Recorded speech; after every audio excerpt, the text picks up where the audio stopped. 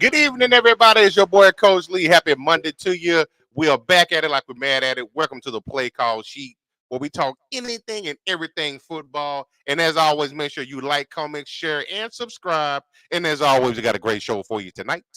Let's get up in here and do what we do best. Talk a little gridiron, talk a little shiznick, talk some sports. With that being said, got to bring my brother in from the Northeast. Fellow Cowboy fan. Yeah, we still in this bad boy. Let's get my man up in here, Meta Wide. Even when the dream is gone, the star is on. I'm still going to win a star, baby. Y'all know what it is, man. Tuquan here, coach on the side of me. It's the Play Call Sheet Monday. Hope everybody, first off, is getting to it this week. You know, second off, hope everybody enjoyed your weekend.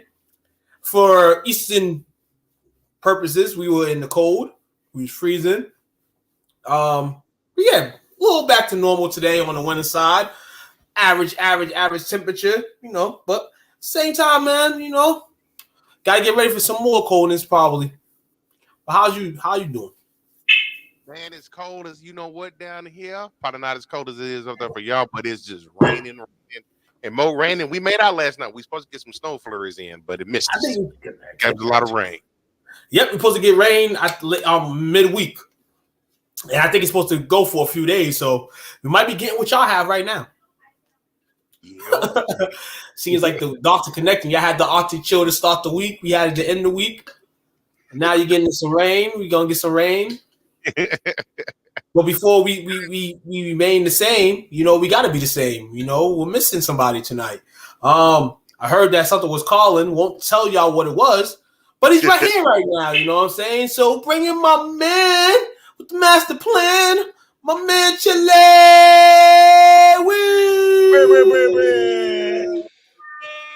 What's up, fam? Hey, shit, what's good with y'all? Shit. What it do? I know what it was. He had to see that Mavs and Celtics tip off. That's what it was. Of course. You know that. Mavs Celtics tonight, man. If you know, man. There's no NFL on tonight. So you want to tap into a basketball game, go ahead. But before you do, tap into the Play Call Sheet. We'll recap the weekend's festivities. We'll go through a few coaching changes that went down at the end of last week, going into the weekend, and some today. We'll keep it interesting for you guys. So tune in, like, share, subscribe. STWF TV on YouTube. Check our fabulous group out, Sports Talk with Friends on Facebook. And all streaming platforms. Tune in, watch, replay, share, show love. All that good stuff. So, man, You know what? Let's get right into it, man. Let's talk about these divisional round games we had this weekend. We had some. Had some football. Let's just say that. You know, the big thing that I did like about it, even though Will and I got a surrogate team. Yeah. And our surrogate team, they handling it. What the hell? They handling their business. That's why I say this motherfucker, like this guy, get him out of here. You get this shit put up for 3 seconds. That's He must be watching Monday Night Raw. Pack him man. So what coach is talking about is this the surrogate team, the Detroit Lions, that both share a little warm up and Will when coach's hot. Standing on business. Advanced to their first NFC championship since 1990. 19. No. Who gives a shit? 92. No. It doesn't matter what happened then. It's what happens now. The Detroit Lions championship in 60 years. Oh, 60 years. Sorry, I said 30. I was giving them a use. The 30, I think, was just for the playoff wins, right? Oh, playoff runs. Okay. Yeah. So it's been all bad. That's how let's put it that way. They had an 0-16 season and still got to that. Did they have a 1-15 season too? Sprinkled in there. Yeah. Had a 1-15 season. They was able to seal the game yesterday with a 31-23 victory over the Tampa Bay Buccaneers, the NFC South champion, who had this self a decent postseason as well. Ending the Eagles championship NFC wise, their reign last week, but fell short in Detroit. Miraculous game by Detroit overall.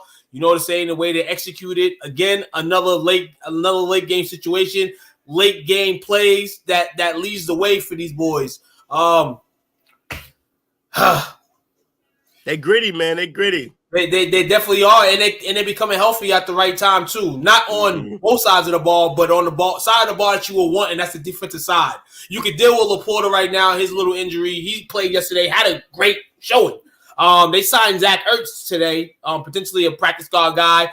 Gonna start probably on Sunday in terms of playing, so that'll be great too to give Laporta a little push too. Don't have to play him that much. You know what I'm saying? Depending on the situation against the 49ers, man, definitely gonna be it. But overall, man.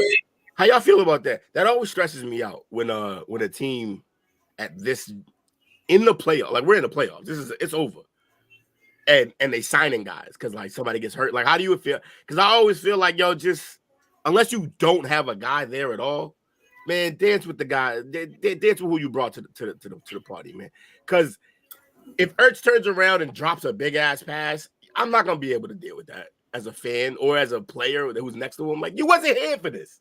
Right. Yeah, I mean, you wasn't with me in the gym, and you out here dropping passes for the game. Like, how y'all be feeling about that? And this an overall situation, if I'm thinking like overall, yeah, I would have a problem with it. I'm thinking with this one because it was reported that Laporta was hurt before the playoffs started. It was even doubtful that he was going to play last week against the Rams. He ended up playing, so maybe it's just something that's lingering. And they want to have some insurance, and Zach Ertz is a great insurance belt for. Oh yeah, great insurance. So, certain situations, I'm here too for the reason of that paper. But I would rather see them like, okay, Laporta, chill for a little bit. We'll bring Zach in, insert. You know what I'm saying? Make sure you're 100% healthy. I don't see Zach if they get to the Super Bowl, getting that much tick. But for this game, everything's important. If you can add an extra man body to the army, add him. 53 guys on the field. If you one of those 53 guys, you expecting to play on Sunday in this high game where the winner is going home. I'd be imagining they be in the tunnel ready to run out. Like, whose man's is this? Like,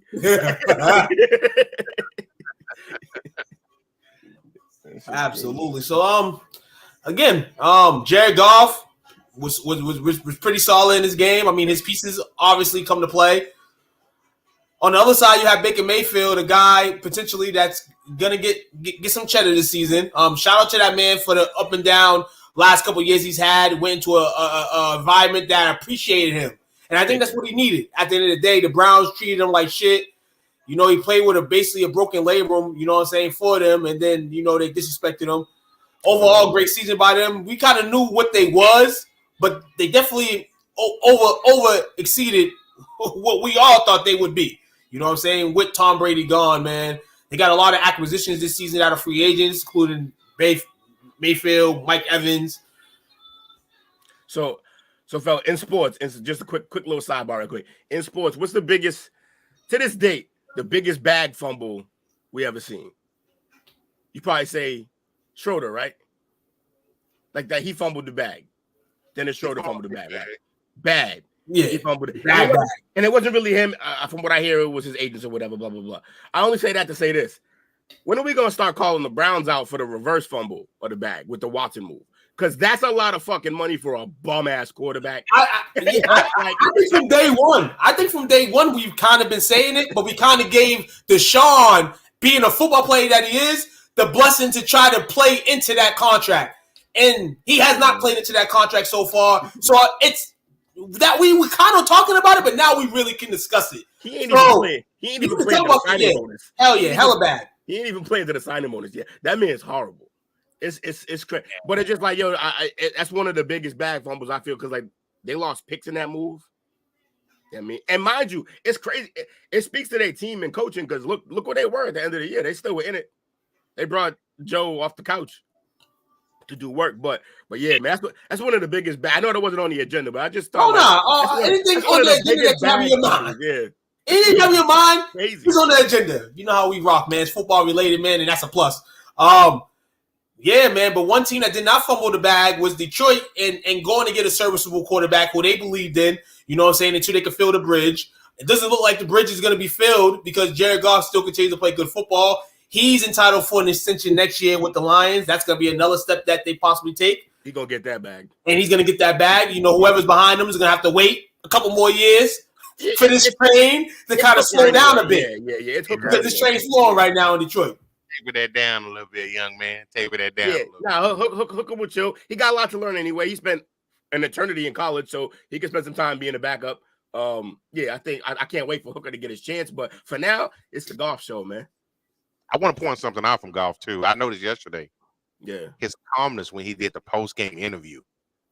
He got that confidence back that he had the year that he helped him get to the Super Bowl. He looks like him, but he also reminds me of Ryan Gosling, but the character in Driver, where he's just like, he's just like, I'm fucking shit up. That's it. I'm out here to fuck shit up. I'm here to. I think the biggest thing, as far as Detroit, I don't know what Will's biggest appeal to it, but for me, they just grimy, man. They got it out the mud. People laughed at the coach when he came in because it was like he was rah-rah, they ain't gonna work. Dan Campbell, man, he's a lump tail carrying coach. Yo, I saw something. One of the most hilarious. I forget who said it on one of the shows today. I was watching, but they was like, everybody laughed at Dan Campbell's crazy ass, and then he went out and hired 53 guys just like him. He was like, they all just like that. Like they're not for the bullshit. They're here for the and you can hear them when they talk after the games. Like even Goff is a soft-spoken dude, but even when he speaks, he's just like, yeah, it's like the not fucking around crew. Like they just not. I'm enjoying what they do. If this team ever gets like some kind of a defense, that's like a real like consistent defense with that attitude. And I'm not piling on. I'm just saying, like as an example, if the Cowboys had that mentality on defense, y'all fucking might not have lost a game this year. Like, because that's how much talent y'all got. And that's what that team doesn't have the talent on defense, but they got the mentality, man. Them dudes are all dogs. Every one of them. And I want to shout out their GM, who a lot of people may not know. Mm-hmm. Brad Holmes.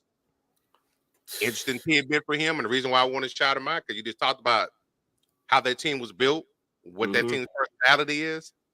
Back in, I think it was 2001, this dude was working at Enterprise Rent-A-Car.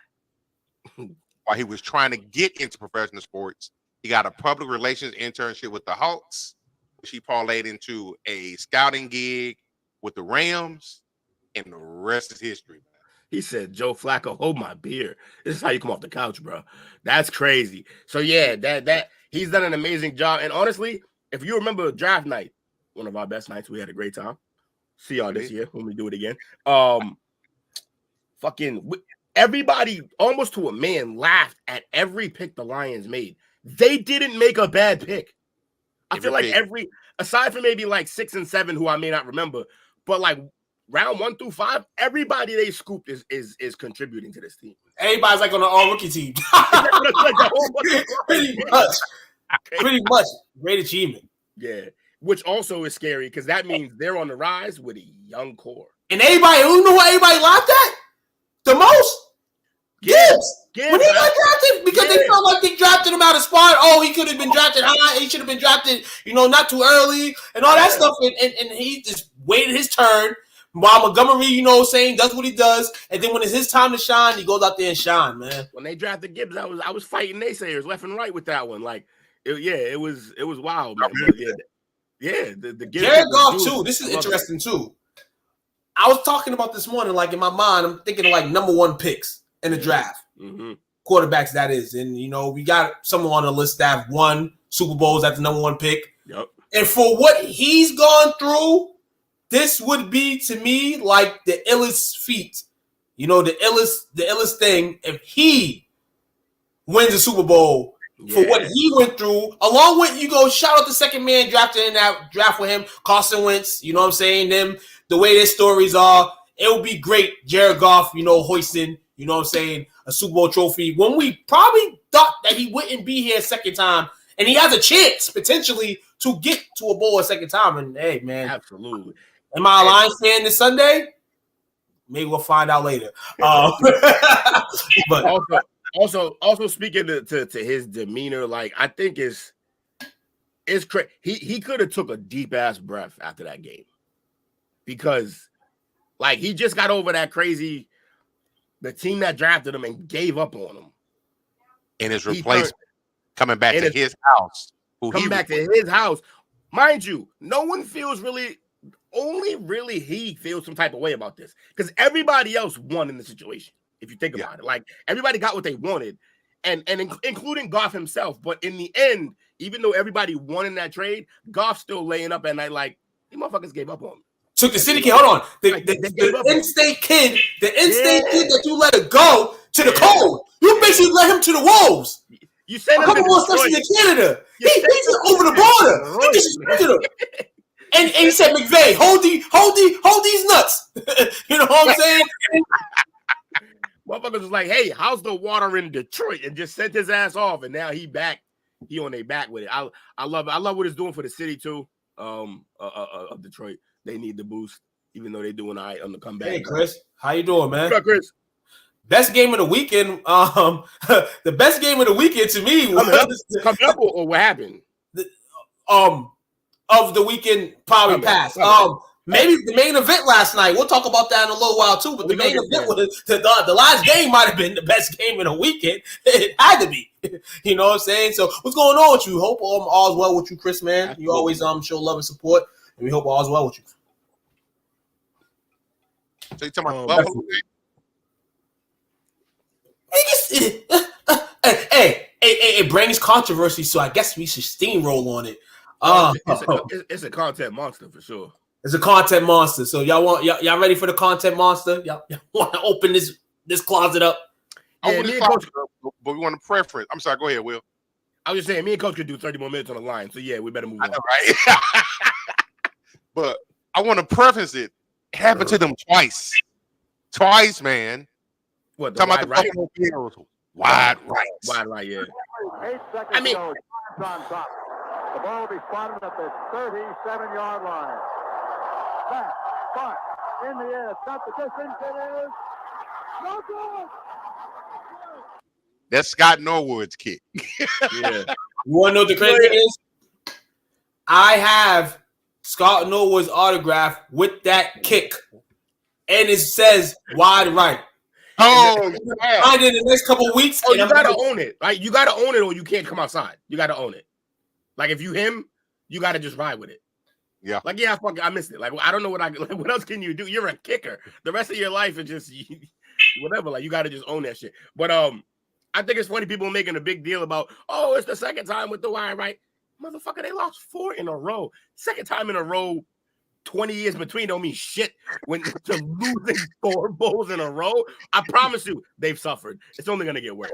I said this in a fellow group this morning. I said, keep it real with you. we've been dealing with 28 years of distraught in Dallas, and we haven't won a Super Bowl. But after seeing that last night, they are the most cursed team in the NFL, the Buffalo Bills are. If that's not cursed, I don't know what is. You know what's funny? Because then I talked myself out of that point that I just made about, like, is that a big deal? When I thought about, what if the Romo thing happened again? What if the Romo fumble snap? Like, that'd be the only story people talked about with football. Like, the Super Bowl would be going on, and they'd still be talking about that play only. So, yeah, I guess when you repeat the history, it's kind of a big deal. Definitely, when it's in the history books more than once already, and it happens a second time, it is the worst feeling ever. But also, yeah, man, what a game yesterday in Buffalo, despite everything that happened. The Chiefs and Patrick Mahomes' first road playoff game. We asked questions about this team. Offensively, are they going to still be in it? Are they still going to have guys that are able to catch the ball and, move the ball down the field? And first off, the 34-year-old tight end still looked like he's 27, at least in the coat. Travis Swift. I'm going to call him Travis Swift. That's what he looked like yesterday.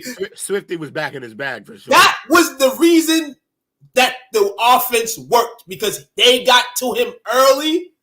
And that's when the Chiefs at their best, when they're able to get Kelsey in the game early, and then everything after that offensively is flowing. It's flowing. And Patrick Mahomes didn't have that, Patrick Mahomes game, but it was flowing. You know what I'm saying? And he's going to have more games like this in the future. He still had, that's the funny thing about him. I think we always got caught up in the numbers with him, but what we really were seeing were the moments, and he still has the moments. He could have a 180-yard game, but 3 of them passes are going to be like, what the fuck did he just do? And they're gonna be for a touchdown or a huge play. Patty just makes shit happen. And Kelsey was in his bag. Kelsey was back in his bag. He had his silverback gorilla of a brother up there, shirtless, going nuts in the thing. That was one of the best things of the weekend. It was. That was awesome. Yeah. It just, like, that deserves camera time. I don't give a shit about what Taylor doing, but he's up there going nuts, hopping in and out of the booth. Yeah. My man was out front taking shots out of a bowling ball. Like, my man was nice. He just went on. He just retired. He's already in full retirement mode. You gotta love that shit. That's crazy. Ready to retire the running back game.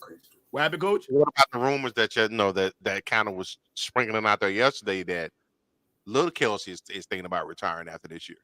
It makes sense. Their journey has been tied to each other for better or for worse for this whole time. And then they both have nothing left. They literally are going down as 1A or B at their position, both of them. Kelsey's one of the best centers we've ever seen.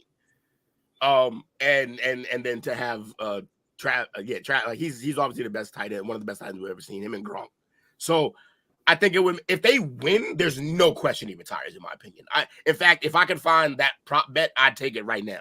I'd bet everything that if they win it all, he retires. Now, if they don't win it, he may come back. Because I can see Patty talking him into it. Like, come on, bro. Right. Get a whole more year of camera time with Taylor. Yeah, I mean, we'll get one more of these. See what happens, though. Listen here, that defense too, man, came to play when they came to play too. Shout out that defense, man. That defense been steady all year. That defense kept consistent even when the offense was at its lows. Finally. And then yesterday, when the defense was giving points up in the beginning, the offense never was dishonest. They kept honest along with the defense. And Buffalo, man, we're gonna get to them in a minute, but the Chiefs wanted the game more. They wanted the game more.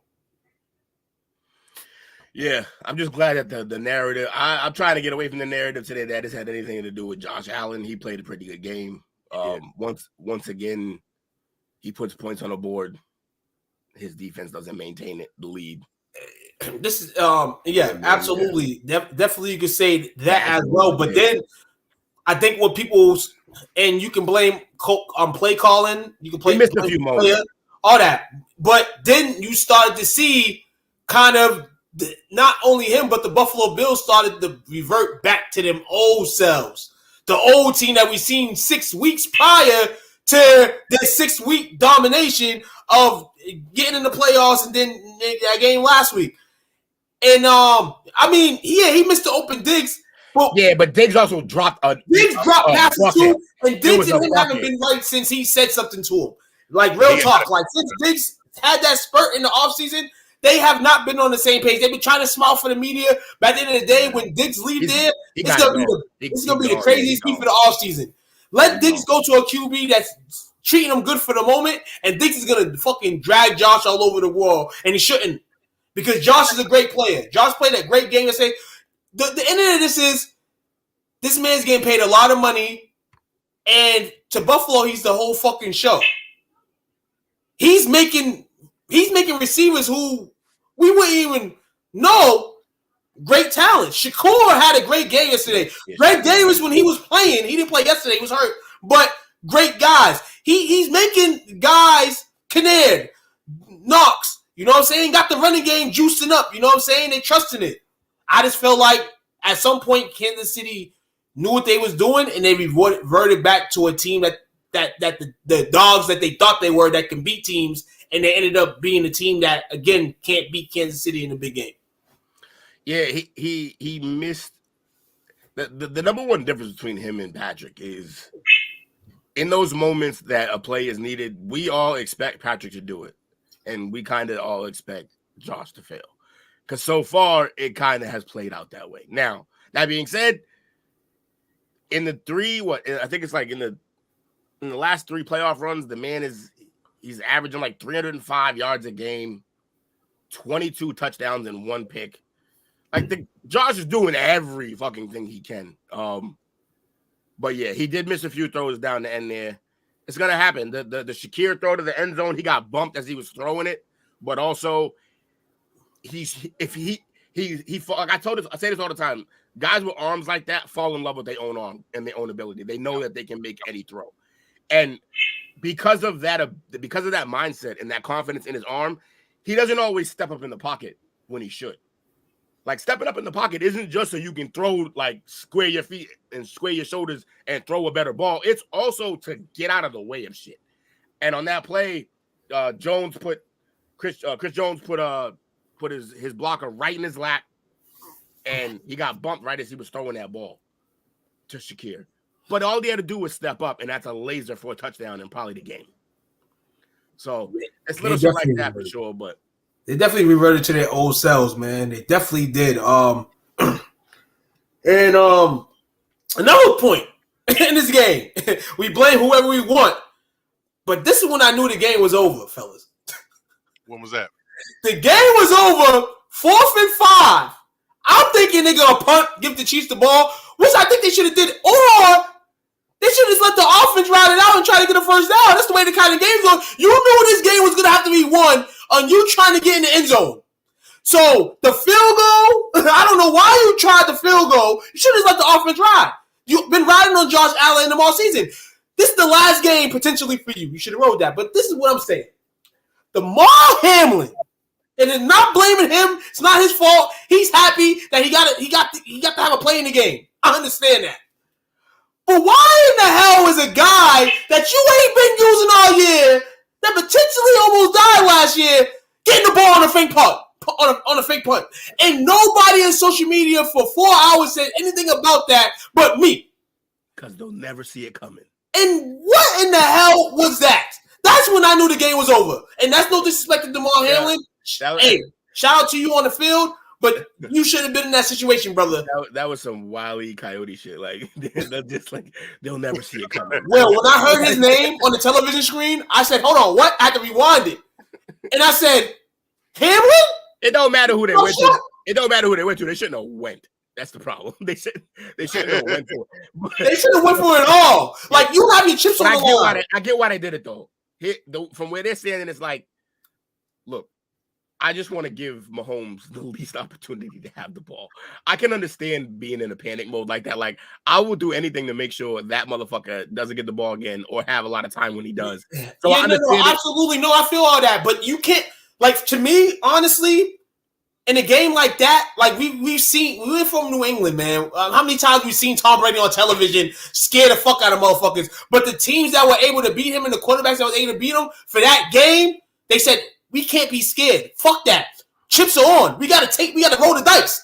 And I feel like the Bills had the dice and opportunities to roll that dice, potentially 4, 5, 6, and you blew it. You blew 1, 2, 3. They rolled it. Dumb shit. They rolled it. They played though. They split eights is what they did. They split eights on that play. You can't split anybody who plays blackjack. No, you can't. You can't split eights. and overall, it's the team. This is what I said about the Dallas Cowboys last week. You can say it's coaching or the quarterback. It's the team. It's the 53 men you got there that have to play 60 minutes. It's the team. Also, like I want to just take a second and really to point out, like, the names might be great, but they don't have a lot to work with the offense. As much no, they don't. No, that's what I said. That, their best player is a diva who shuts it off when he doesn't get the ball 4 plays in a row. Like he's Moss without the 17 touchdown ability. Like we don't need that shit. And then the other guy, Davis. Yeah, Davis is mediocre as shit. They don't use Knox enough. They started using him a little more once they realized with Kincaid, hey, we actually can use tight end. That's crazy. And so they used him a little more this year. And then there's Shakir, who on most teams is a 4, maybe a 3 at best. So I don't know. They need to figure some shit out. They got to make some moves. And he's young and good, and he's patient. It doesn't seem like Josh Allen is bitching about anything anywhere. He's just like, the only thing he hates is how much criticism he takes. So I'm sure if they decided to shake the team up, he'd be okay with that. Like, maybe they can find someone else to blame here because it's not just me. So yeah, I think they got to make some moves. Diggs got to go. Davis got to go. They need a new receiving core. Definitely do. And I'm gonna say one thing. I'm gonna say one more thing about this game, and it's not particularly about the game. As y'all know, last week, I may not know last week, but there's a podcast around. It's a host of the podcast that spoke on some things that I said in a post in regards to my Dallas Cowboys. I said I'll jump off the Tobin. Now, if anybody knows me, I've used that reference a few times, you know what I'm saying, when shit like what happened last week happens. So then during the week, you know what I'm saying, it's terms like, you know what I'm saying, people put their emotions on these teams and these games. And I noted, and I said, everybody has some type of emotion. And you show it, even if you say you don't show it. Man, all week, the Buffalo Bills are going to lose. The Buffalo Bills are going to lose. They're going to lose. That's emotion. You just don't know it. He's hedging his bet. Deep down the side, you want your team to win. But given the situation that happened last night, is why you scared that your boys are going to lose. Because they ain't never done nothing good for you. So, in this case, Prescott Kelly, if you ever want to know anything to you, tag me in it first off. And second off, if you're not showing emotion in sports or being a sports fan or anything at all, what are you watching sports for?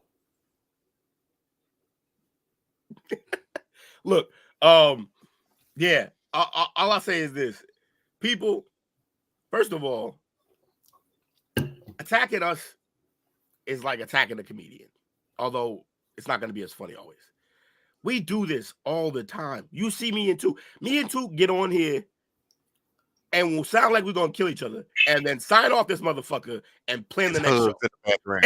and we don't even got to talk about it. We just start planning the next show. Like that's, but so I say that to say this is what we do. So when you step into our realm, first of all, just come correct.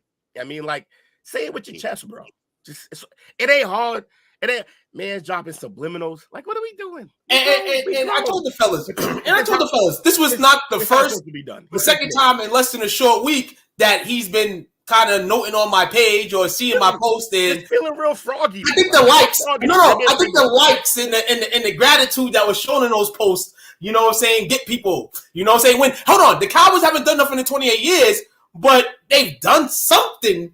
You know, for the OGs that watch the Dallas Cowboys growing up, they've done something. The Buffalo Bills, the only thing they've done is sign O.J. Simpson, probably, and Josh Allen, probably. I don't know what they've done, but emotion, no matter if you think your team's going to lose or win, there's always emotion in the game. So anybody saying they have no emotion or they don't take this or they don't think about this shit, full of crap. If you watch sports of some team, anything, even if your team has been bad forever, that's what it is. You know how hard it is in life to be consistent? Like, could you do anything? Is there anything in this world that you could do the exact same for 4 years in a row? Could you? Well, It's I tough, can't right? say it on. Yeah, it's one thing, but I can't say it on the camera. Right. But like, you know, some of those are natural things, right? But most things are hard to like maintain and do for 4 years in a row. For 4 years in a row, y'all lost in a bowl, man. That's not easy to do. Like y'all went out your way, it seemed like. Whole trek of even getting the whole gauntlet you have to go through to get It's so tough, bro. Like that's crazy. All them players were just tortured. Yes. It's a wild situation. And this is not real. This is something that happens every day. But Dominique, stop posting everybody that's not your team. What up, Wizzo? Wizzo, what's the word with you, man? How you doing? We in here with our receipts out, making some returns. Yes, sir. Making some returns. That's why when I said it, I don't even like it. I just look at it like, yeah, I'm gonna do something else. Oh no. You know what the crazy thing is? I thought to myself, like, maybe I should address it now. Because this is what I do. I kind of do this sometimes. It never worked with the Patriots ever. It worked once or twice, but for the 20 years that they dominated football, it had to work once or twice. I was waiting for the moment that the Bills were going to lose. Even if he feels that, the Bills lost and he was right, bro, you mad. You know what's weird to me, though? Like, if you see a shitty Philly fan, you're like, yeah, that checks out. Like, that's status quo. That's what they are. Go with it. Yeah. They suck. But, like, Bills Mafia is one of the best fan bases I've ever seen. They deserve better. But imagine being a shitty Bills fan. That's weird. That's a weird thing to be. Imagine just being a shitty fan. That's one thing to be honest about your team. Yeah, be honest. But ain't nobody sit here, even if you 0-16, Lions fans are sitting here like, we won a championship. Now, are we going to get one? No. But shit, as long as it's every given Sunday, we going to fight for our team, man. Like, ain't hearing that crap, man. Listen here. Hey, speaking of, my man Wizzo just came in here, man. And I'm delighted to say that Sunday, 6 p.m., Eastern Standard Time, I will be on I Got Something to Say with host Paul Wizzo. So tune in, guys. I'll have it shared on all platforms. It's gonna be epic. It's gonna be dope. You know what I'm saying? Tuquan traveling around the world this year, and hopefully STWF as a whole, we're gonna be traveling along this year. So if you got a podcast, you need some slots filled, and we got time, all three of us, potentially interested, you know what I'm saying, in networking, man. So. Never has a show been labeled more fitting for something you should be on. I got something to say. That's well, I got some shit to say. I know. That's it. Fucking perfect for you. It's like the show was made for you to be a co-host. Oh, they turned off the hot water after the game, and they did. Yes, they did. Oh, that's petty, and I love it.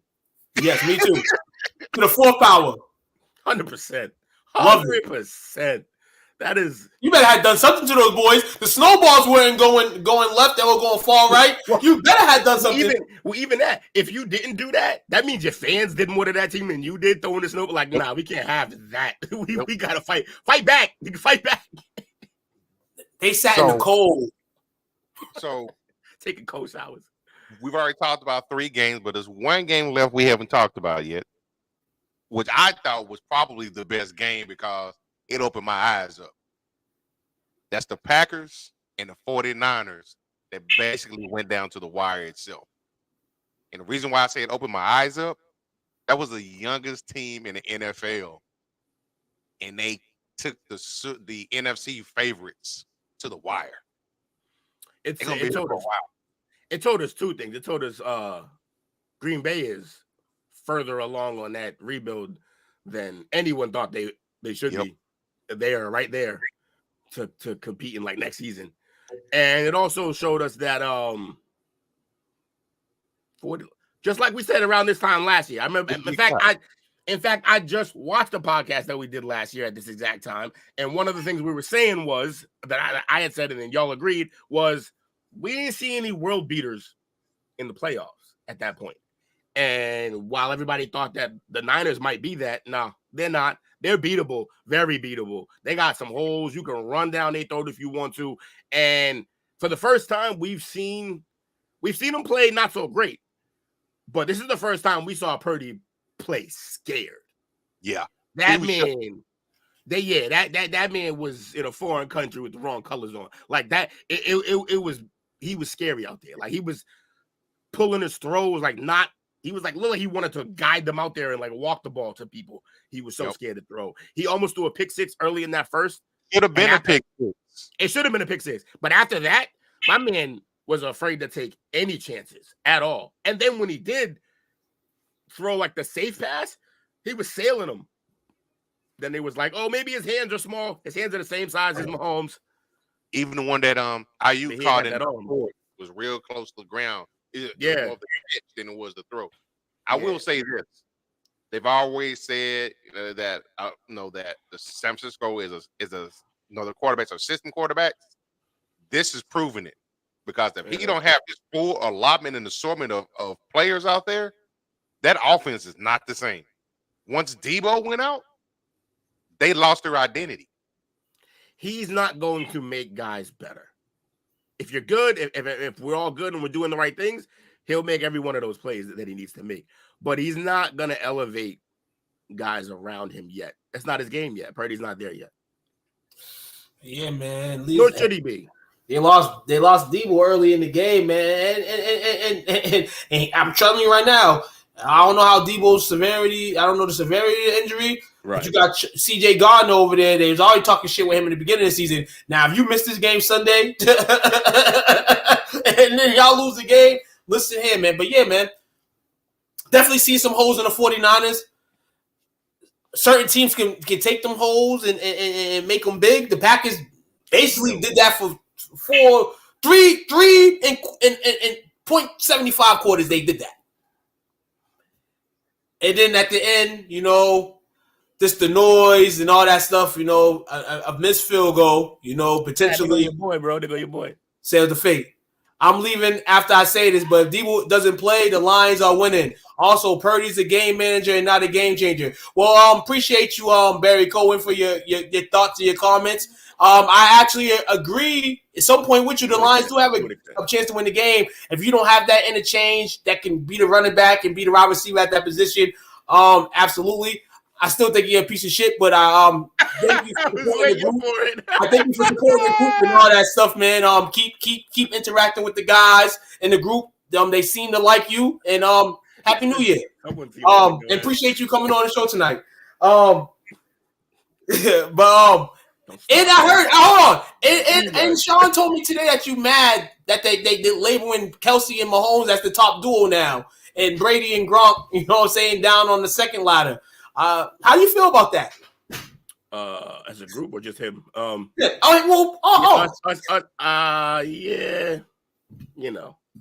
I got.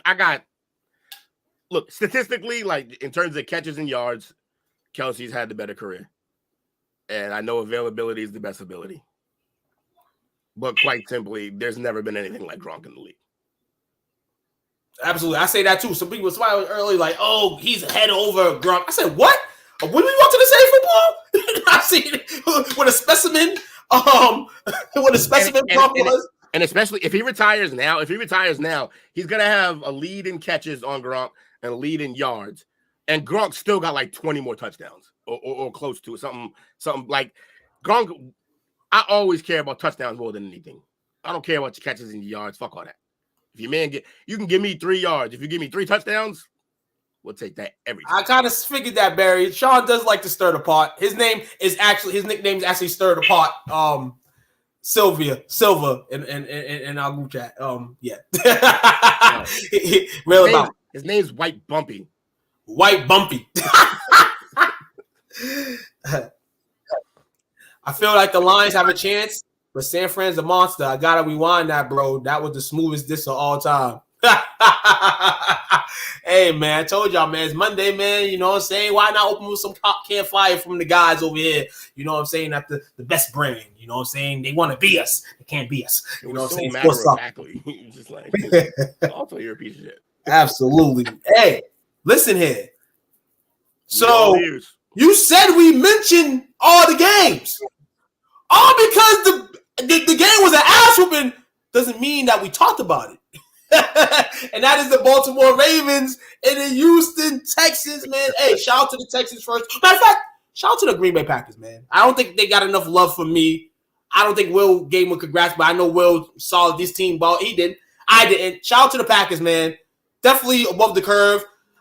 Jordan Love, we had said that the QB tree in Green Bay, if anything, they can lie on that.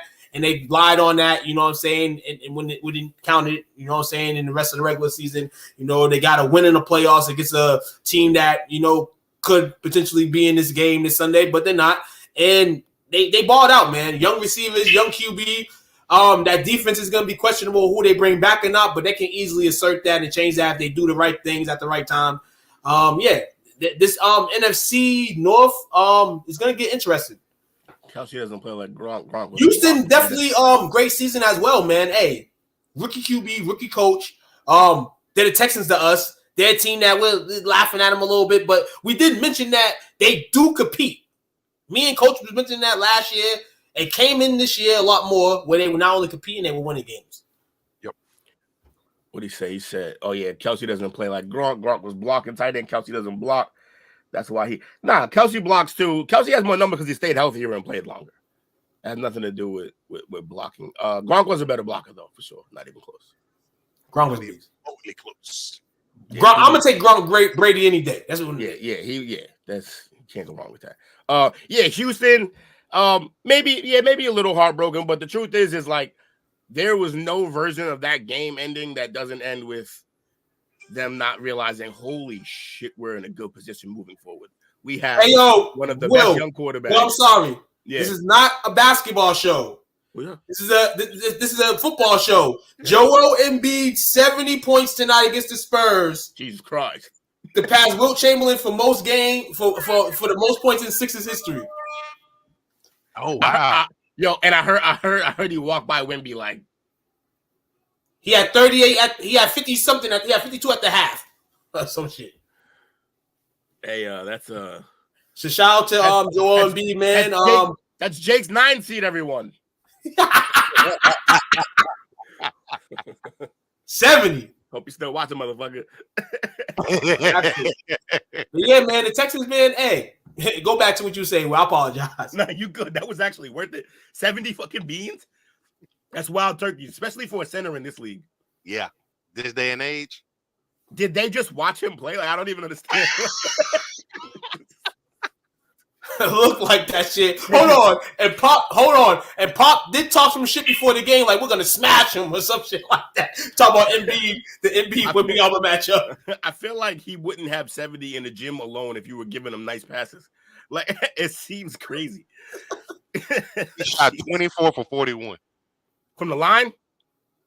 From the field. Oh, from the field. 1 for 2 from the 3-point arc. That's crazy that he did it with 21 of 23 from the line. See, that part I knew it. I did always. Oh, never in the history of above 60 has anyone ever gotten there without a bunch of free throws. At least 20. Yeah, right. No, that ass. Motherfuckers living at the line. Real good for him though. Way to ball and be. Hey, you know what sucks though? Embiid is so nice, but he's put himself in the category of we don't give a shit, win a championship. Like it's just, and it kind of sucks for him. Yeah, like you don't deserve. It's what he does. Yeah, he don't deserve that, but like it's kind of where you are. The ladder's always put on, like it's like, okay, damn, you couldn't even play for years because you was hurt and couldn't stay healthy. They move the goalpost every time. And the goalpost moves. And now Jokic winning the championship definitely doesn't help the case. You know what I'm saying? He just walked down a hallway that never ends. Like, motherfucker, where is it? But you know what helps this case, though? It said exit. You know what helps this case? That we get to see art potentially on Sunday. I honestly, matchups in the NFL, you don't really get the matchups that you want. You'll get them in the regular season, but when it comes to playoff time, you want those matchups. You know, Patrick Mahomes versus Lamar Jackson is a matchup in the playoffs that I wanted for so fucking long. And Sunday, we get that. We get that. Mahomes, who's been to Super Bowls, won Super Bowls, top of the food chain. Hey, you want $500 million, Patrick? Here you go. It was starting to feel like Braun and Kobe. Like, yo, all you got to do is your part, and we can meet late in the season and have that matchup. But, like, Lamar kept not holding up his end. Like, Mahomes is always there, 6 straight, and now they there. It's going to be a hell of a game. Hell of a game. It definitely is. But in the Ravens, man, hey, the rush was there a little bit early for them. You know what I'm saying? But in all, they turned up. You know what I'm saying? In the game. So you wasn't right on that. Well, maybe they could have used the extra game to play, and the rush, could have had him in the safety spot. After that punt touchdown from the Texans, I'm like, it got a little sketchy. But then they were like, shut that shit down real quick. Yeah, they shut that shit down real quick. That defense is playing at a crazy level right now. So let's see all time. Likely, yo. By the way, I just wanted to point out a play. I'm sure they made a reference to it throughout shows or during the game. But like, there was a moment where Lamar scrambled out, threw a ball low tried to thread the needle, throw it a little low. Likely went down to get it. He missed it. Likely immediately got up, looked at Lamar and was like, "Yo, I'm different. You're not throwing to Andrews. Throw it." The next time they're down there, man, Lamar puts it up. Likely goes up and get it, no problem. And I use the word problem lightly because that man is going to be a problem. Likely is really likely. And where's he from? Mass. You know what I'm saying? Quarterback now. Shout out to Every High. They produce him out there. Absolutely, man. Hey, all time though. Coming into this matchup, Mahomes holds a 3-1 record. The last time they played in 2021, though, a game in Baltimore, the Ravens came up on top. So that's your all-time, record between the two quarterbacks. That'll be performance Sunday. Mahomes trying to get to another Super Bowl. Lamar, I just mentioned a couple minutes ago, Patrick Mahomes, got that good money. It started the trend for quarterbacks getting some good money. And Lamar Jackson fought to get some of that money that Patrick Mahomes and Sean Watson was getting. He got that. And, hey, when he got that, everybody's basically saying, hey, the goalpost is there now. You have to go to win the Super Bowl. Yeah, he got to win this game. I go win one. Every lane that he shut people down at, they just keep moving the goalposts on him too, to the point where the goalpost is at the final spot. He got to win. He got to win a bowl. He has to win this game more than Mahomes, more than any other player in the playoffs right now, because Mark Andrews supposed to come back Sunday. Yeah, it's set up. It's set up for him to win now. Like, this is the most vulnerable version of the Chiefs he's gonna get. Is right now. And there's talk about Andy Reid retiring after this year, as well as Kelsey, which is gonna be. They'll deal with it eventually, like, because Mahomes is there. But that's a lot of change. Andy gone and Kelsey gone, and you already had a bunch of receivers who have no hands except for Rice. Definitely, and it's for me too, man. By the way, rifle. I'm sorry. I got a couple fun little what ifs. Okay. If Andy Reid does leave, that's a nice little spot for one hoodie. Could you imagine that? A quarterback that you don't really have to coach. Quarterback you don't really have to coach, but then a defense that's already young. He's old and he shouldn't give a fuck. But the media is gonna make him give a fuck, and he's gonna say, "Oh yeah, you had to go to the next one, huh?" But that's fine though, because that still bridges the gap between him and Brady, because Brady had to go to a squad. Like, he had to go to everybody likes to talk about how that team was loaded with talent. Their problem was Jameis throwing 30 interceptions. Literally threw 30 interceptions the year before Brady got there. So that was their actual problem. They had a lot of talent over there. And then he brought Gronk with him, got Fournette. They built the nice little squad over there. So yeah, obviously. And then Bill had Mac. He had Cam and Mac. Obviously, that wasn't going to go well. But if you give him another quarterback and he immediately wins, if the hoodie goes to Kansas City, that'd be crazy. I mean, it's a cold. He's used to the cold. He loves hoodies. Perfect scenario. Yeah, Kansas City would be good for him, I think. And then the other one is even funnier. Nah. The other one's no way. He's not gonna go away. Maybe OC. Oh, yeah. He's looking for an OC job, but he ain't did shit in like 12 years. But there's an even funnier version of this offseason that could play out. Okay. Where one William Belichick decides to go coach the Bills in the petty move of the year. Ooh. Hey, Bill. Hey. Please Drew do Bledsoe did it. Drew did it. That'd be crazy because it's interesting to see what the Bills do with the coaching and all that. We did say that McDermott was on the hot seat. Fuck out. He might be buying himself some time, but he's one. I mean, he might have bought himself a little time, but I don't know. He should go. I think so. I mean, honestly, hey, if Bill's there right now and he's the coach that can kind of maximize efforts and maximize Josh Allen's growth as a QB in that defense too, listen, I would. And it would be petty, but at the same time, what Bill would do, Bill would literally come in and be like, "Hey, Josh, chill the fuck out, and we're gonna run the ball." Yep, and that would fix all their problems. Lay within my parameters.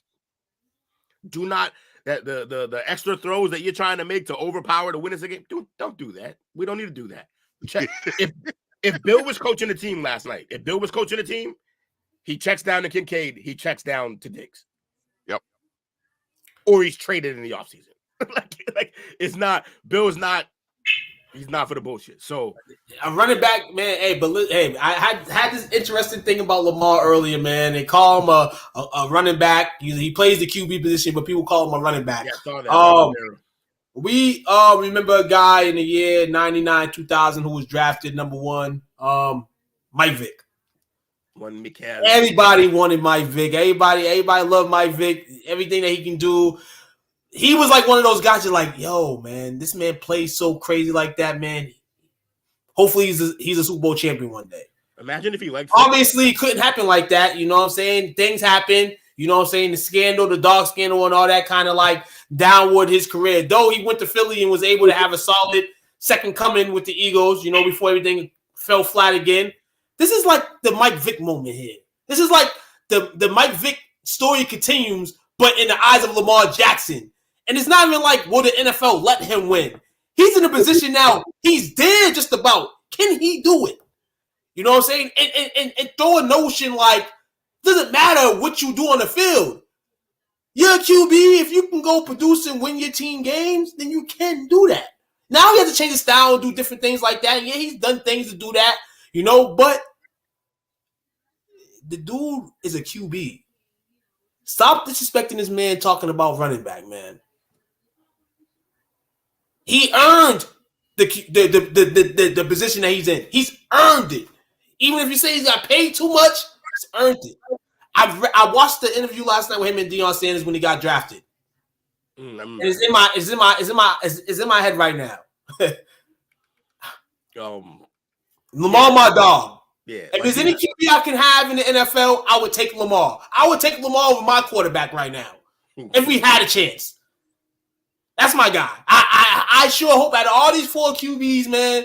Sorry for the rest of you guys, but I want Lamar to be a champion, man. I'd take Kendrick Lamar over your quarterback. To slow down.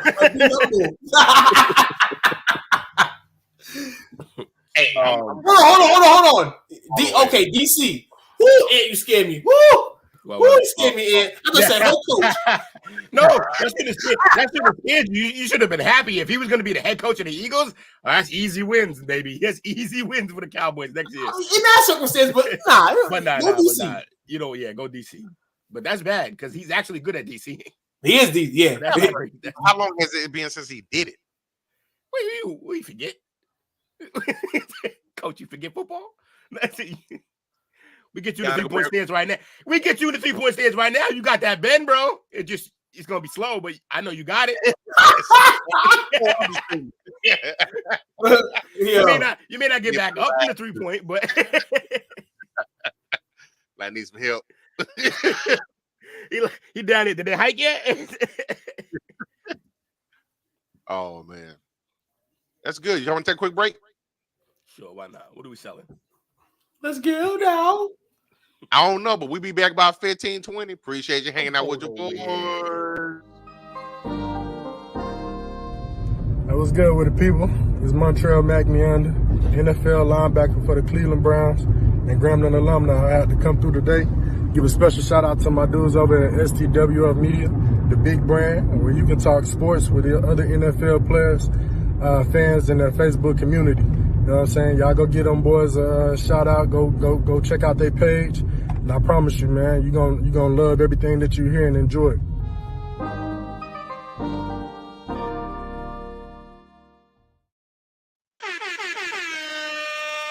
Appreciate you hanging out with your boys. Welcome to the Play Call Sheet.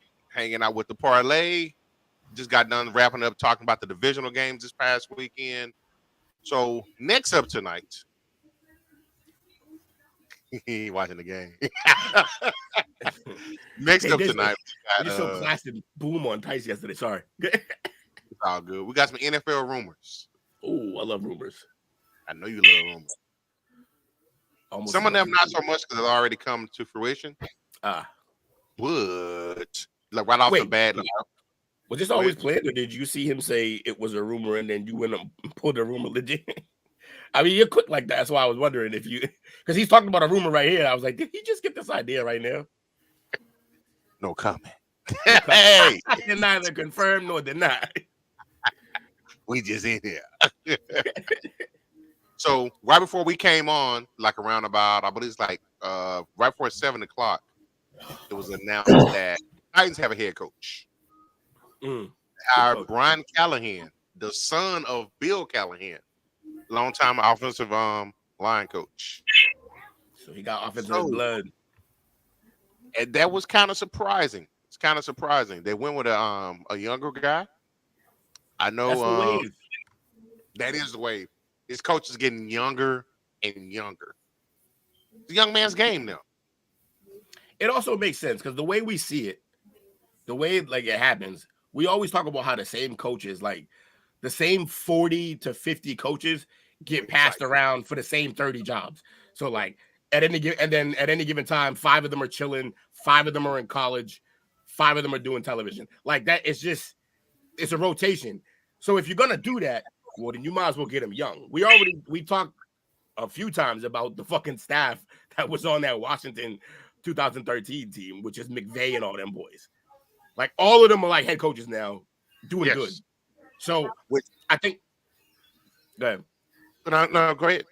I think that's what you're trying to. You hire young guys to try to build that atmosphere, and try to like build these coaching trees. And I think it's a good job. Like, plus you're already bad, and you just did it with a vet, like not a vet coach, but he's an ex-player. Like you tried that defensive guy. All right, then now let's go with maybe an offensive guy who's fairly young. And see what we can build here. It's a smart move. And they got a quarterback. So it's true.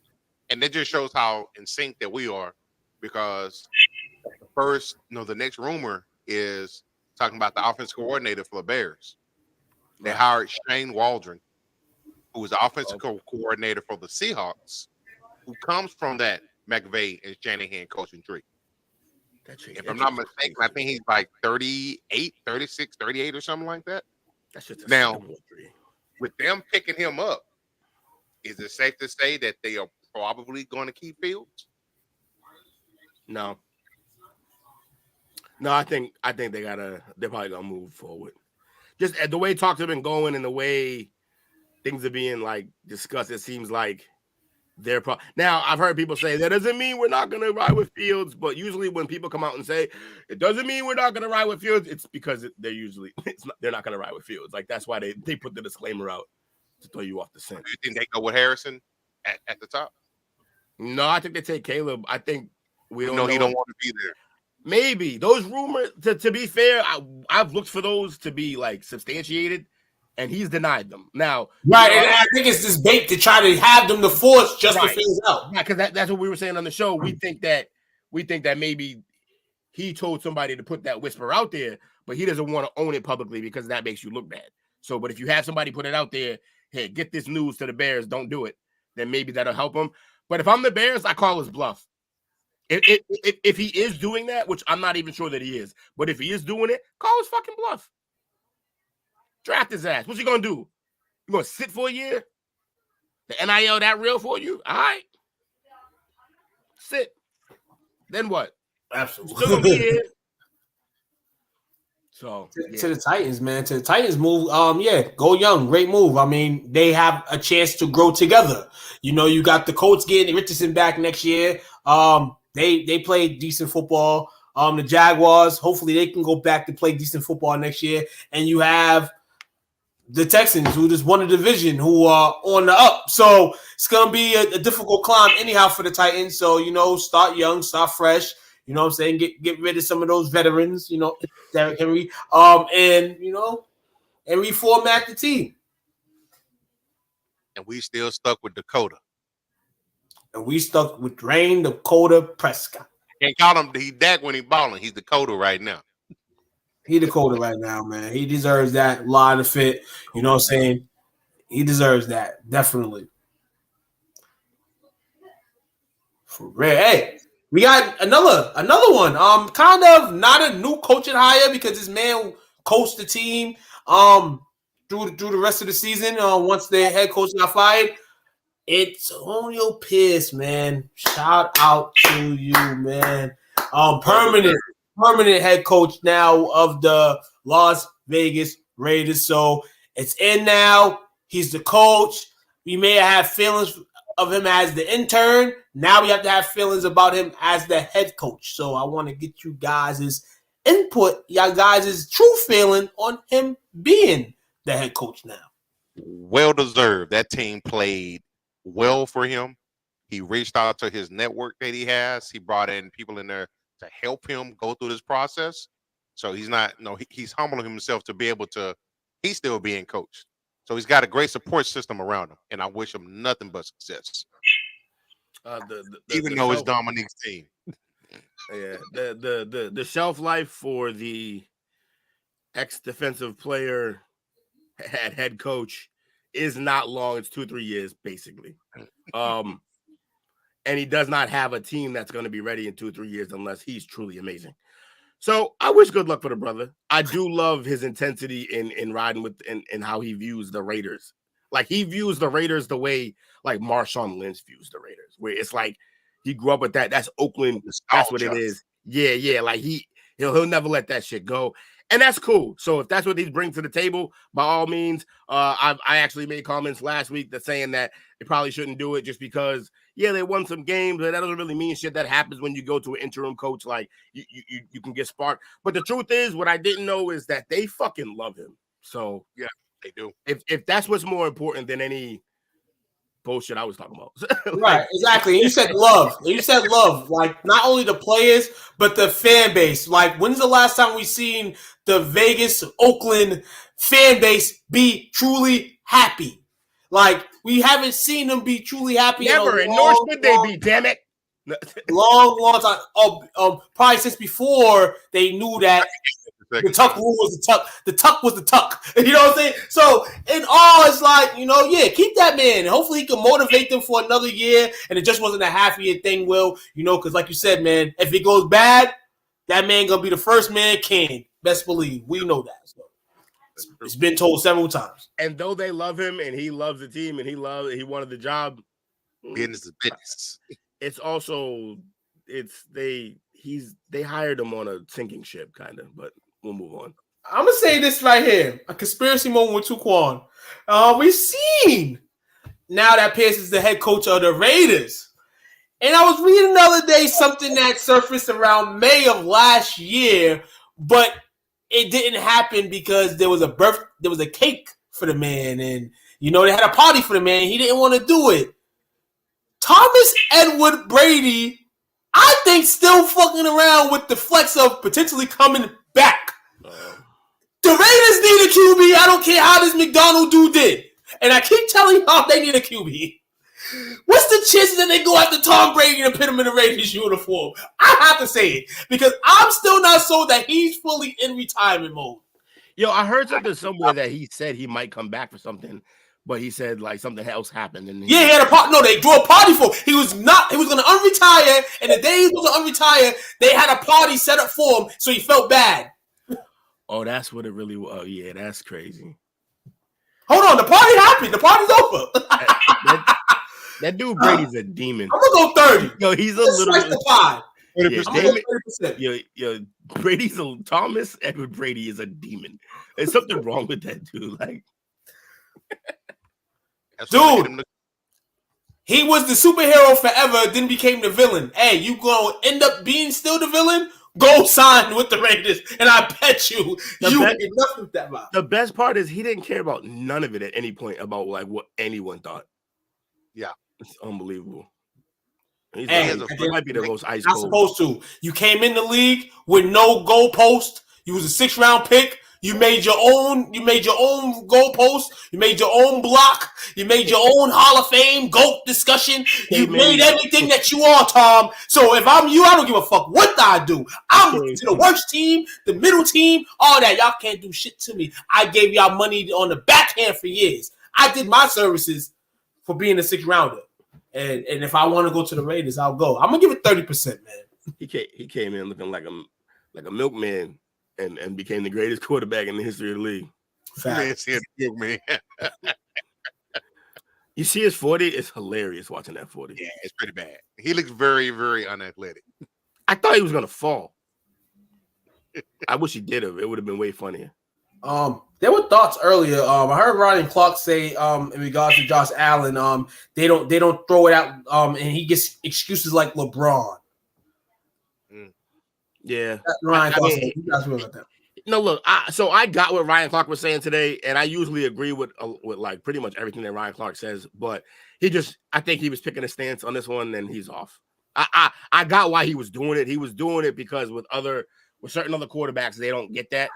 But also, I don't think he's paying attention because everybody was shitting on Josh Allen all year, even though he was and it's too. And no disrespect to Josh Allen, but we just mentioned that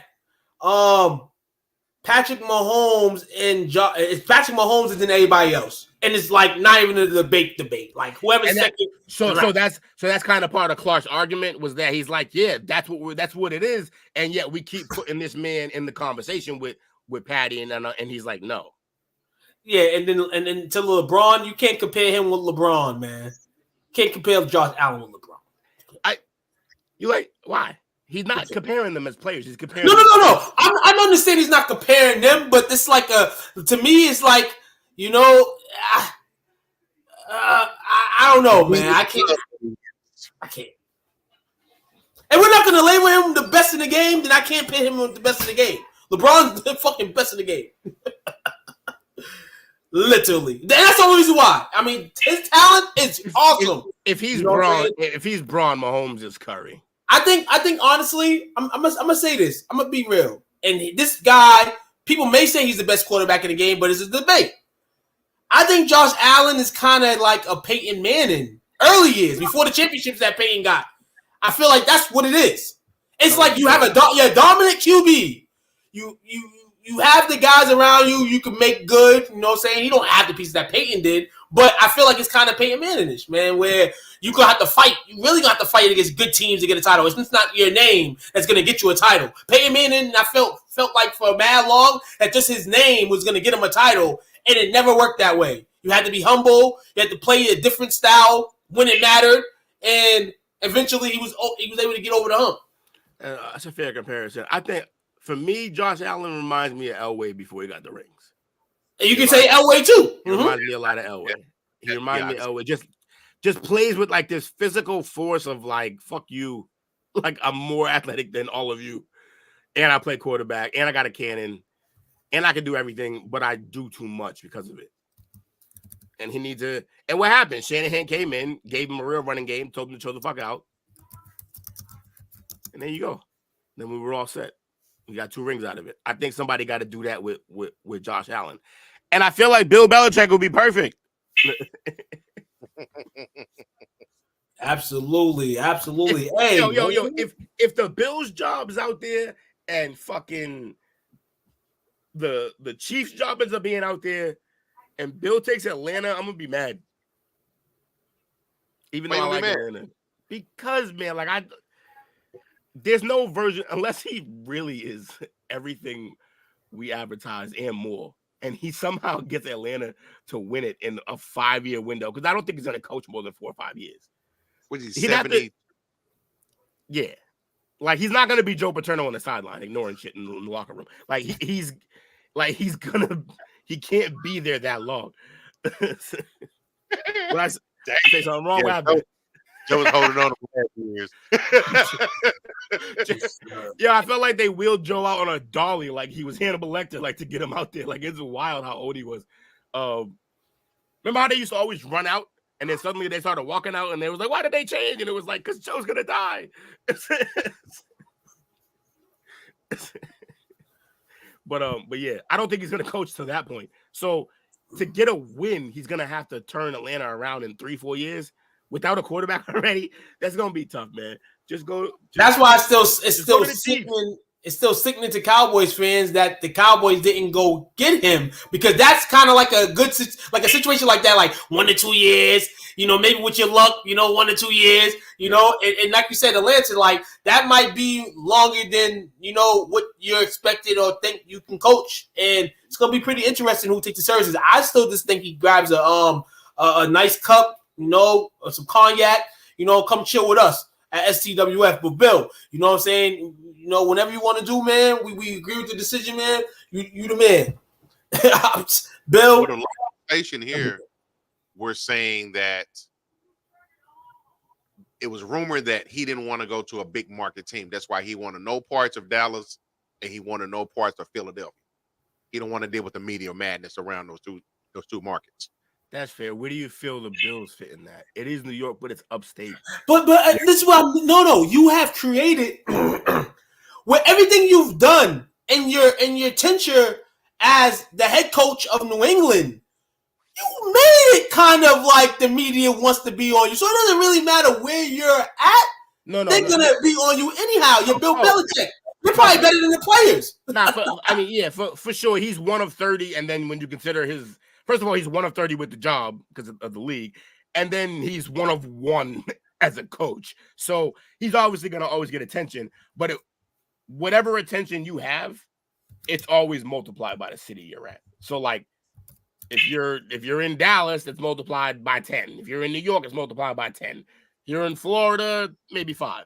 But, like, it's going to be multiplied by the market you're in. So, yeah, even though he's Bill Belichick, if he's in Atlanta, like, how much do we see Atlanta coaches on TV? Like, it's just nobody cares. It's him. It is him. It is him. But also, no, exactly. It is him. But also, the worst interview in sports. He's not giving you anything anyway, so it's almost pointless. Like, and that's the thing right there. I feel like that's the thing that made Bill what he is to the media was his responses and him not saying shit in responses to some of the shit that you should have answers to. Oh, well, listen here, Bill, you are a household name. And if you don't want that, Bill, go drink a martini, cognac, come on the show, chill with us. We're on to Cincinnati. We're on the draft. Damn, I would say draft night, but damn, we don't even know if Bill's going to be coaching the team on draft night. Shit. If I'm a team signing him, no. Absolutely not. I'll sign that motherfucker the day after the draft. I don't give a shit. I'm not signing him before the draft. I don't want to hear any of his fucking opinions in the draft room. Get your ass out. Yo, it's funny because it was all a big cute deal that time where they showed him at home on his computer at the draft, and then like he stepped out of the room, and then the screenshot was his dog got up on the chair and was at the computer, and it was like, that is adorable, it's cute. Except it seemed like you letting him pick the team for the last couple of years, motherfucker. So like, I really don't understand why that was a whole fun thing to watch, but yeah, they need to keep him out of draft rooms. Because for years he had millions of fans thinking that he was some type of wizard. So hey, you usually put that in your family members. He's a wizard as a coach. He's a fucking failure as a GM. It's bad. He started getting people off the turnpike and winning championships. Everybody think he could coach anybody. Anybody fucking yo, bro. I'm not lying. In the time it took him to draft like one legitimate like receiver, like, and mind you, it's Julian who had to work to get good. In the time it took him to draft the one Julian Edelman, the fucking Pittsburgh Steelers produced like 3 Hall of Fame receivers.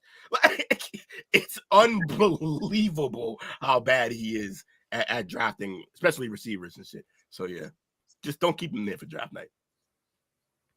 So Took, let me ask you this: don't even Zoom chat him, like, just keep him out of there. Yeah. So the Commanders, I heard that Bieniemy, he interviewed well. They liked him a lot. He is an out. But they've scheduled second interviews with Dan Quinn and Raheem Morris. How you feeling about that as a Cowboys fan, too?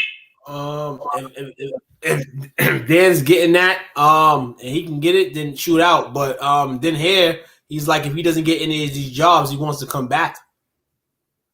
I'm starting to think it's lining up that he may be coming back because these positions are starting to get filled up now.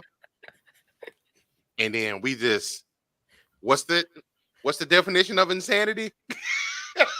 Oh yeah, doing the same thing over and over. I just feel that. I mean, and I'm gonna say this as I might be the only Cowboys fan that's saying this, but and it sounds cliche, but you gotta run this shit back with these motherfuckers, dog. I swear to God, and it's the worst thing that could possibly come out my mouth as a Cowboys fan right now. But we have to run this shit back because now I'm feeling a certain way. Now I'm feeling a certain way about the way how we lost. There's no way we up Dan Quinn as a coach like this, and we up this team, and we fucking get spanked like this. Nah, Dan, you gotta come back. Hey, sports fans, take a good look because that's mania right there. That's what that. Like, you can't. Yeah, that is manic. You can't. No, you can't run it back to save you off of pride. You can't run it back, not because of that. Here's where I'm at with it. First off, I like it from the continuity standpoint, but Micah does not need to play defensive end. No, he's too light in the ass. No, he's worn out by the end of the season every year. Also, put him back at linebacker. Also, why are you trying to teach a fish how to climb a tree? Like, just let him pin his ears back and be the most dangerous man in the sport. Whether he was trying or not, the motherfucker beat Tyreek Hill in a race, and you got this man in a 3-point stance. What are you doing? Like, I don't understand. A 3-point stance where the offense knows I can scheme, he's going to be right there. Yeah. Versus let him get in the middle of that defense and roam sideline to sideline. He can do that. Yeah, he can do that. He can go lead the Washington and prove a point. But we mentioned last week, what has he done as a head coach? He's bloated as a DC.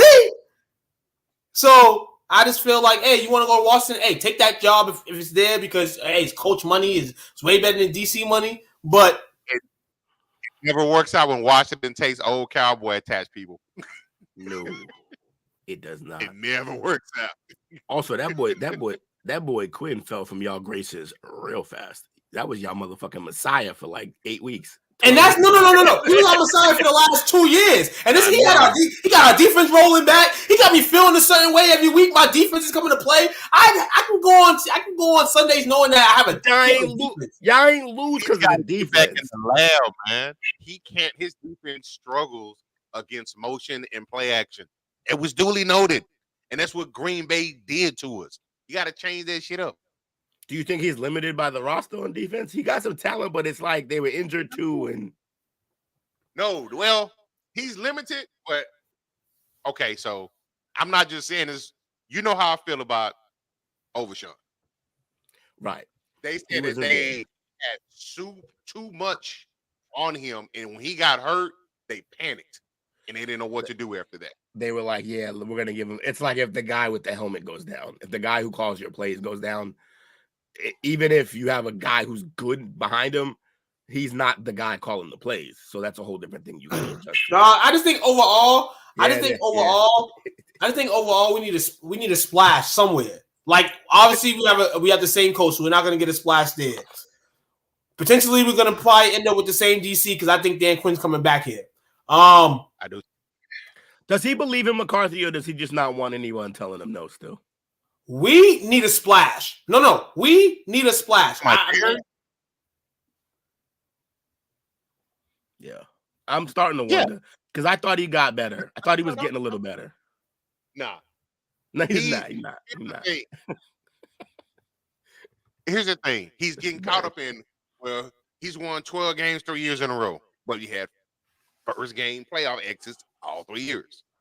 Second thing is, I do think it is the fact that somebody that won't tell him no, but we are being held hostage as a fan base because Jerry wants to win it his way. He's been chasing this shit for 29 years now just to prove it wasn't just Jimmy. That's why we're in this position that we're in right now. And I keep thinking eventually you got to like give in on shit like that. But then I realized Motherfuckers don't become billionaires like that, like backing down. They don't. So no Dak, CD, whoever you want to say is our star player. Nah, we need a splash, man. This free agent offseason can't go without a splash. We need a splash. I don't know that. But is there anyone out there that moves the needle that much though? You know what? That sounds like a bonus segment. You want to pull up upcoming free agents? I can do it if you don't. Yeah, pull that shit up. I got it. Let me see. 2024.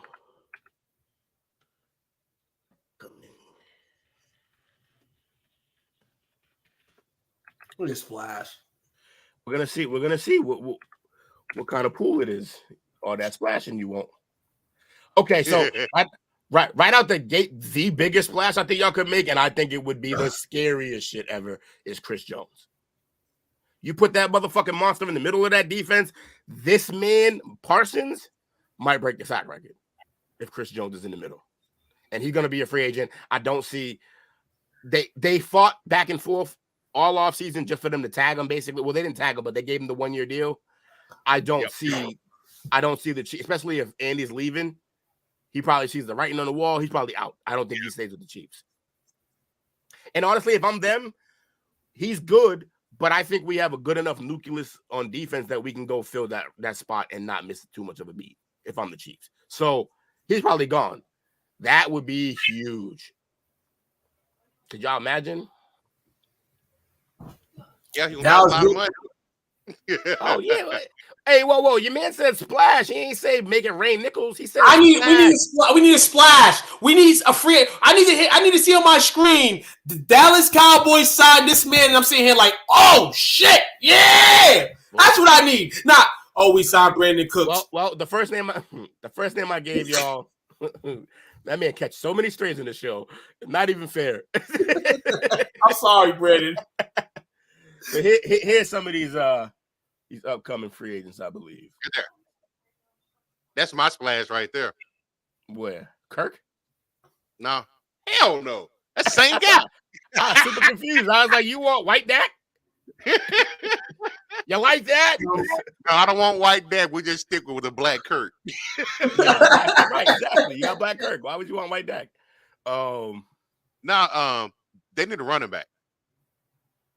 Like Tony Pollard, they misused him. Tony Pollard, he's not. Did you see that? You said that you wanted. No, I'm not seeing. Where's the back that you saw? No, I'm just, Anthony had brought up said Cowboys need a quarterback. Oh, okay. I'm only looking at this screen that y'all look at, so I didn't see. All right, well, there's your back right there, Derrick Henry. Derrick Henry's available. Saquon Barkley's available. Barkley's going to cost, I think, a lot more. And do you want him to be your workhorse back with Pollard on the off? Because he's kind of like Pollard, too. I mean, he can carry it more than Pollard can, but he's also been injured a bunch. I think the better fit would be Henry. I just feel like because Henry brings what Zeke brought, and then Pollard goes back to doing what he's supposed to do. What we got going here? Eric says, 2, y'all can sound whatever free agent that you want as long as Dak Prescott is your quarterback. You're going home in the hold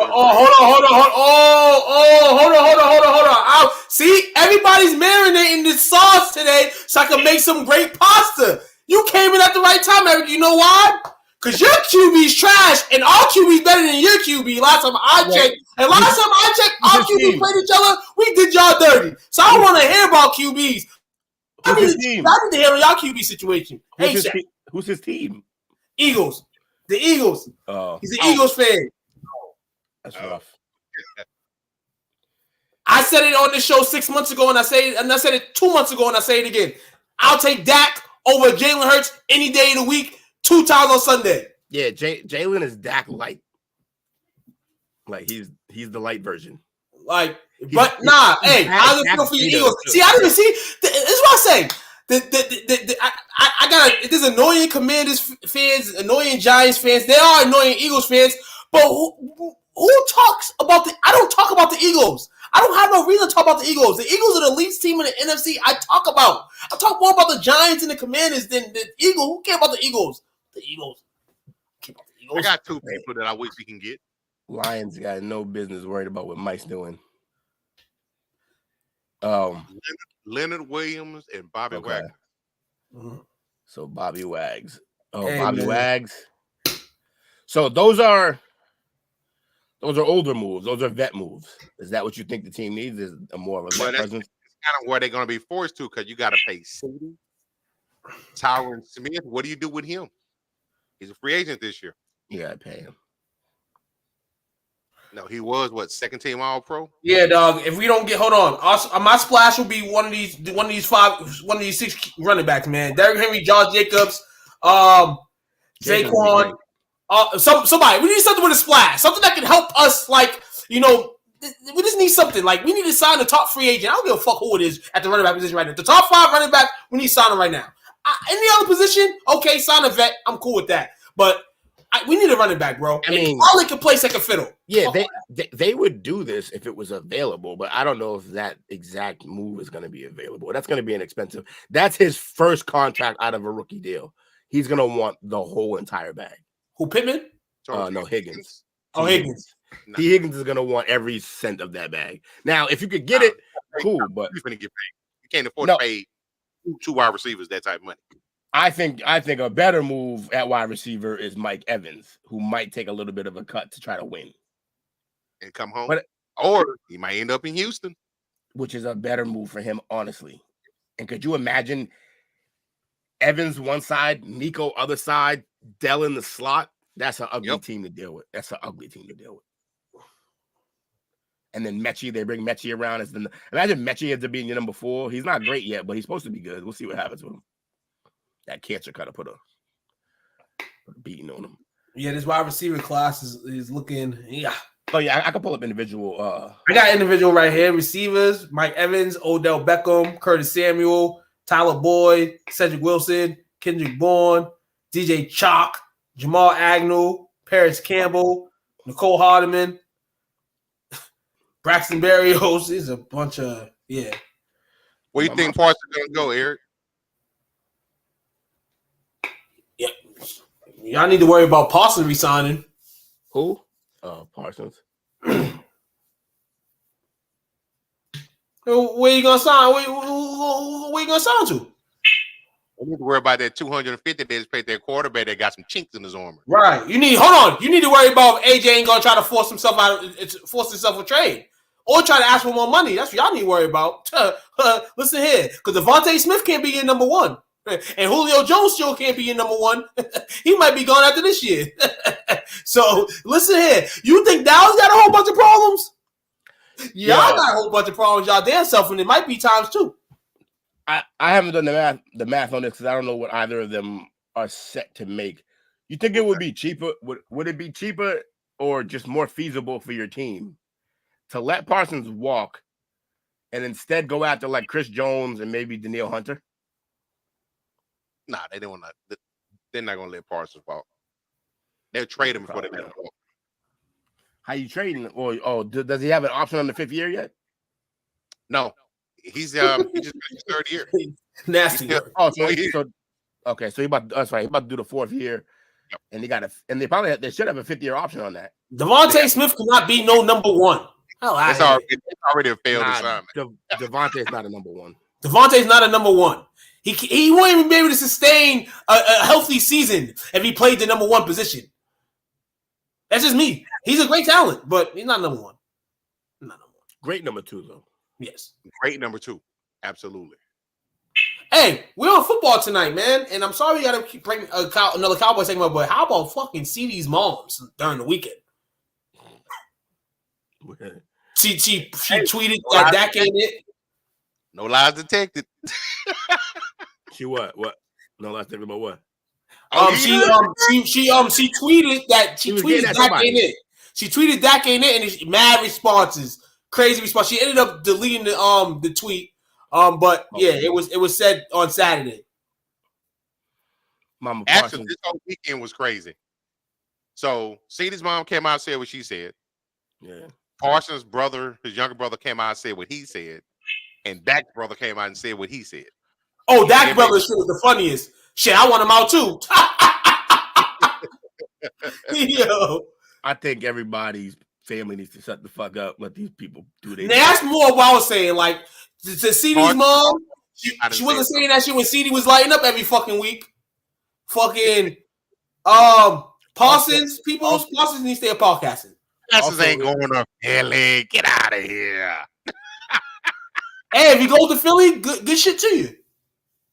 Bad shit to y'all. Those Eagle fans, boy, they've been hammering for the ever since they saw him in a Sixers jersey. Oh yeah. Which he had a number of a kid from Dallas, but I digress. Now watch that. Don't throw the CD no more. Listen. Get his ass up out of there. Go ahead. Don't pass the CD. How could you do worse? By not passing, like, the fuck? CD's your best player. He'll finally put us in a position to draft his replacement. Please do it. Yeah. Hey, man, you know why I'm in this situation. Not looking good for your Mavs, bro. Constantly big up in the Eagles in the offseason. Man, fuck the Eagles. Say it proudly. What's going on with you, E? Hope all's well with you, man. We got to tack on and get to a wrestling event, man. When the next time they come into the beam, man. That's what I got right there. We go to wrestling shows together, be time. You know what I'm saying? It's my guy. Yeah, hey, do you still do your thing at the Garden, Eric? Oh, you at the Garden with it? I'll shout that out if you do. So he's like he has a big merch stand, you know, at before you hit the Garden. So you know you got a nice merch stand you can buy stuff from. You know what I'm saying, before the event. Oh, that's dope. Yeah, get that bag. But yeah, this is gonna be interesting off season. I want to see. Yeah, dog. I'll be in the city. Dog, I'll holler at you. I think Cousins stays. I think I don't care where Tannehill goes. Chris Jones and these three right here, Chris Jones, Danielle Hunter, and Mike Evans. Those are the biggest moves. Yeah. Those are the big moves. Buda Baker as well. Buda. Yeah, Buda might end up in Philly. Say what? Buda might end up in Philly. Yeah, they need some back end help for sure. Hey, yo, Dallas, bring back Randy Gregory. Pump that dude. For Mike How's y'all safety game looking? I feel like y'all safeties are just mid. Who's that? Us? Yeah. This year was an underwhelming year for them. Got 3 of them. Curser's gone though. Curse. He's not even a real safety. He's like a linebacker. He's a weird player. He's not really a safety. Overshawn, that's why they took him to replace him. Oh, yeah, it's true. Overshawn is a converted safety. I hope Overshawn comes back. Yeah. Somebody like Kyle Duggar. That number 0 jersey, nobody picked it up this year. That's fire. See, my man Eric plugging y'all in, man. So he works at the Garden for the Season B's game. So, you know, y'all need some nice merch. Check my man out. You know, gonna be working for the Sox at Fenway. And you talk about going to Vegas to work the Super Bowl. What you working the Super Bowl as? What you doing? Give me a ticket so I can go to Vegas. Hey, yo, E, what's good with a job at the venue? I worked at Fenway for like 10 years. I got experience working at venues. What's good? Holla at your boy. Big E right here, man. Trying to give me a job, J.O.B.Z. at one of the venues. I miss working at a venue. Working at Fenway was one of the best time of my life in terms of work. That's good shit. What else we got?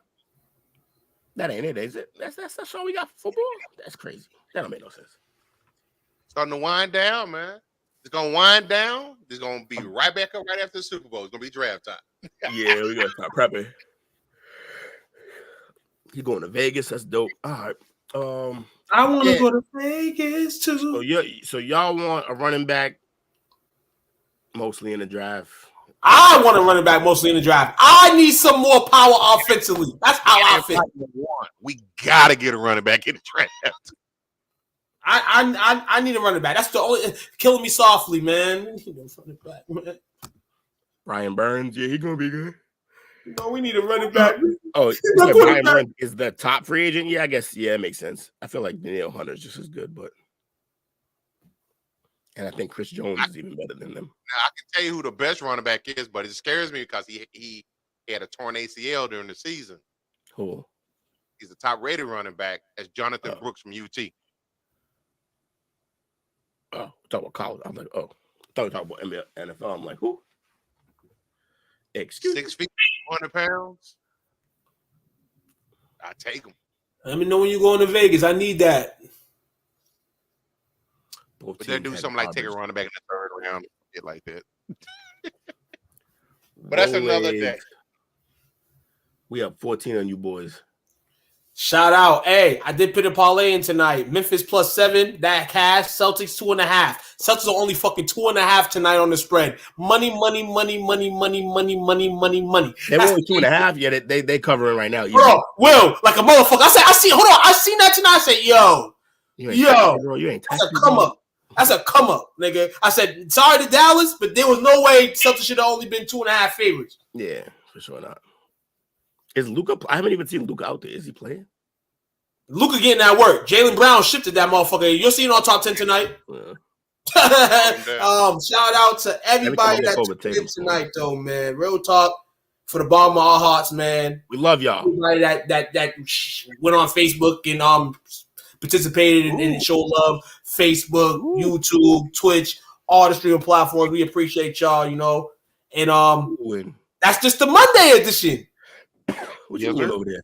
Cat put up 62 tonight. Who? Cat put up 62. Cat put up 62. He had 30. He had 38 at the half tonight. 10 men got a heart. Look at him. Big man with the work tonight. Hey, shout out to you, bro. Man go to work day. The cowardly lion. Got some courage. Shout out to Jake, Daryl, Chris, Anthony. You know what, Jake? Give me my shit back. Shout out to Daryl, Chris, Anthony, Bobby, Wizzo, Barry, and Eric. Appreciate y'all hanging out with the boys tonight on the Playcall sheets. He really gets the little brother treatment. Yeah, I'm trying to get that cake too, dog. Y'all got a job for me going to Vegas? I'll go to Vegas, dog. I'm trying to work. I ain't trying to be with no prostitutes. I'm trying to work. Allegedly. Allegedly. Chill out. Don't lose me, man. Hey, man. I did not have sexual intercourse with that woman. I did not have intercourse with that woman. Will, who you got for shout out, player? Hey, everybody, man. Appreciate y'all for showing up, coming through, making the show fun. I love when we got topics. We're doing the topics, and I love tangents with the fans because those are always great, and we always get great topics. Yeah. I'll drive it for real. We can exit right here and be at another destination. Shout out to almost everybody's team being eliminated. You bums. We got 4 teams left. We got 4 bums left. 4 marks. You know what I'm saying? That's what I'm gonna call them. You know, but at the end of the day, man, one of these teams got to win. We'll give our picks on Wednesday during our Parlay Perspective show. So be there, be square. If you want to make a pick too, man, and you're on the show Wednesday, let us know too. Yeah, I forgot to get that going. I wanted to get a situation where we all picked together with the fans and had like little bets with them, little side bets, not actual money, but we'll figure it out. I want to take y'all money. Shit. So who y'all got the championship game Sunday, man? Anybody, man, I want to take y'all money. LeBron going to the championship. Hey, I might better rack on Lamar on them Sunday to win. Don't take our money. Make us money. What's good? Yeah. You got y'all. I'm talking about you two. But yeah, man. Appreciate y'all. Appreciate my team. We got a great team. It's always fun. Two. Take us out, brother. Eric, man, it's all about the money, baby. And you know what else is about? It's about the Semi Sosa. You did. Find this podcast and others on STWF TV, the Podcasting Network, wherever you get podcasts.